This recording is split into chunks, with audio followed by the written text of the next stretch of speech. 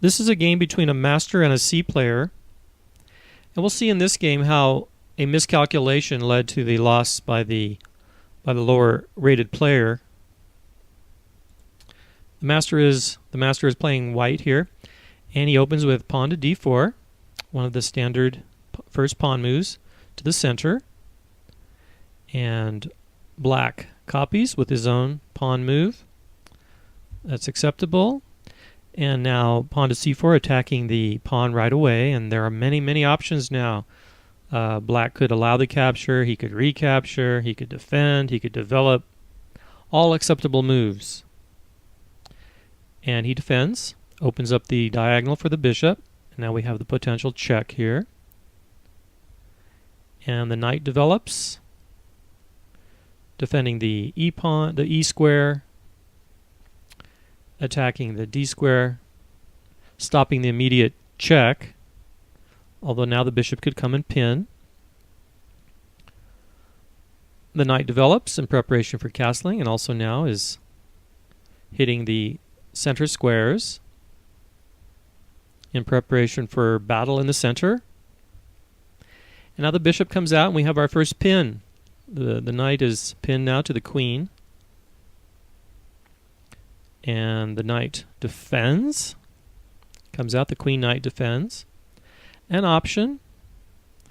Now the pawn advances and defends this pawn.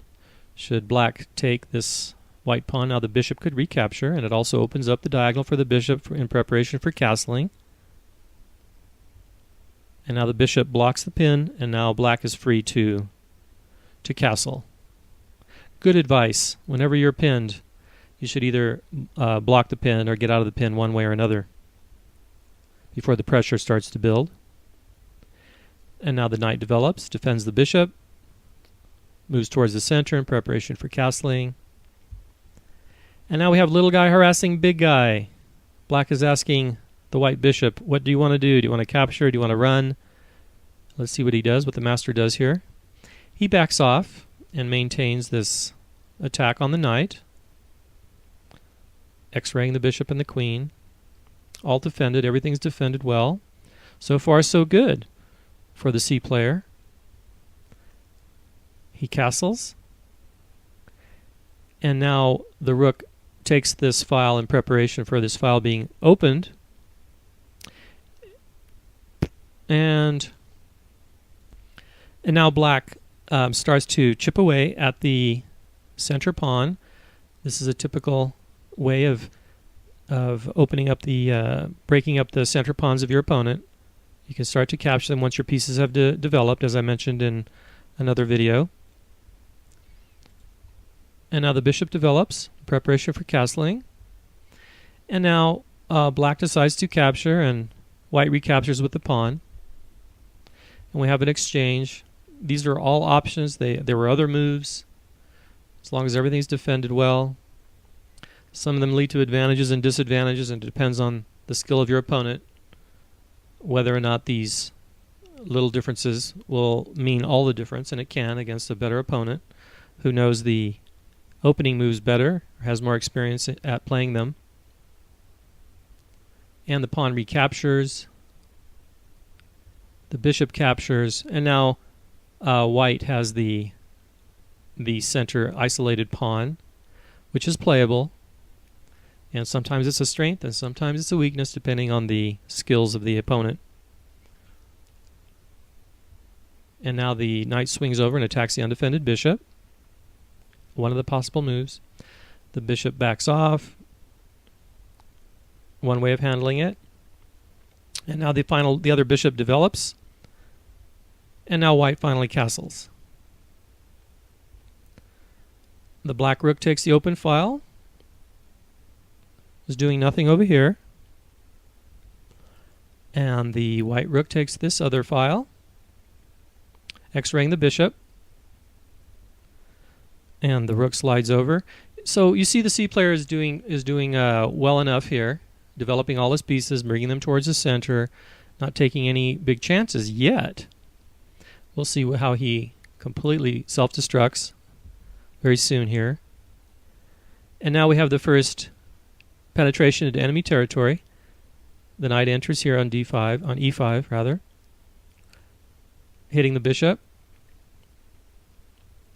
If you notice, white's pieces are in attack posture, which they often are, having the benefit of the first move. And now black decides to try and relieve some of this, a little bit of this pressure, and asks the bishop, shall we trade?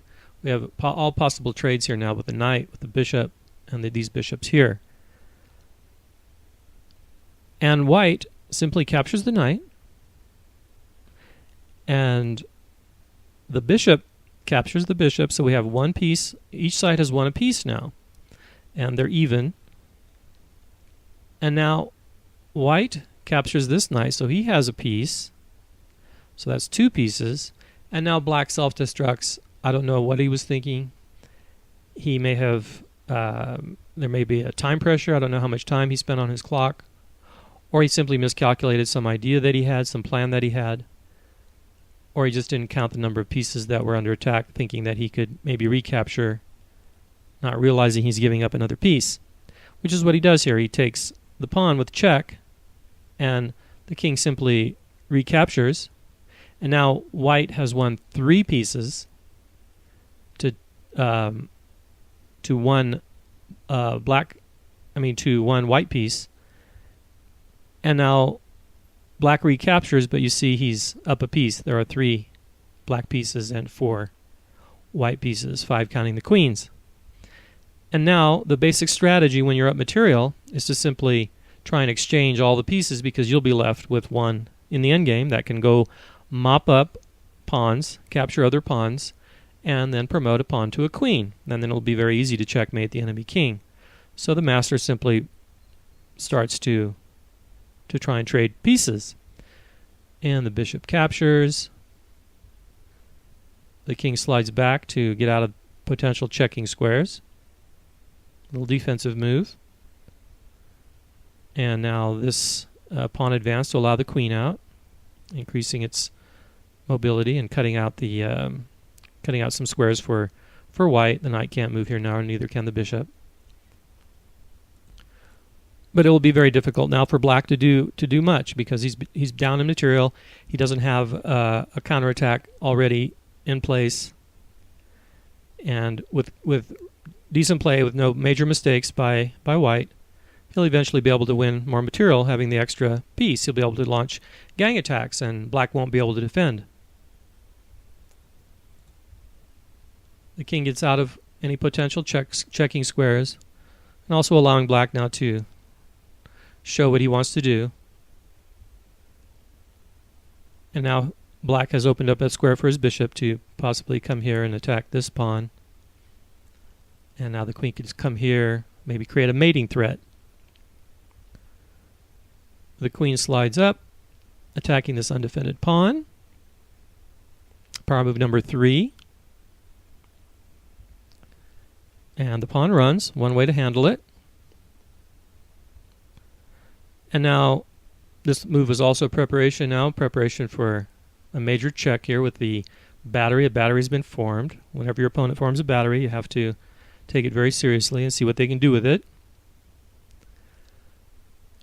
And black blocks this checking diagonal by advancing the pawn. And now that this will no longer work too well, he moves the bishop and actually creates a threat here. There's a simple little tactic. Now that this bishop is here, this pawn is pinned against the king. He's x-raying the king. And if he doesn't see it, the queen will be able to capture this pawn, because this pawn can't move. And he does not see it. He probably should have moved the king. And the queen captures the pawn. So now white is up another little more material, getting the pawns back. The queen comes to challenge the queen, because things are getting serious over here. She wants to defend the king. And may not have been the best move, but there aren't many good moves when you're behind. The queen simply captures, knowing that he is up material and wants to eliminate all the pieces. The pawn recaptures, And now this pawn, the knight slides in to attack both pawns and simultaneously attack this pawn twice, once by the bishop and once by the rook. You see, it's becoming literally impossible for black to defend everything because there are too many attackers. And white simply starts to mop up pawns and capture pawns. And now we have 2 against 1. Before it was 3 against 2. And I believe in a short time he resigns. He has little guy harassing big guy here, moving the knight back, pushing him back into his own territory, trying to restrict his mobility. And the king wants to slide over and attack the bishop, but the knight swings in, preventing the king from moving to the dark squares. You see, and now the bishop is attacking the knight.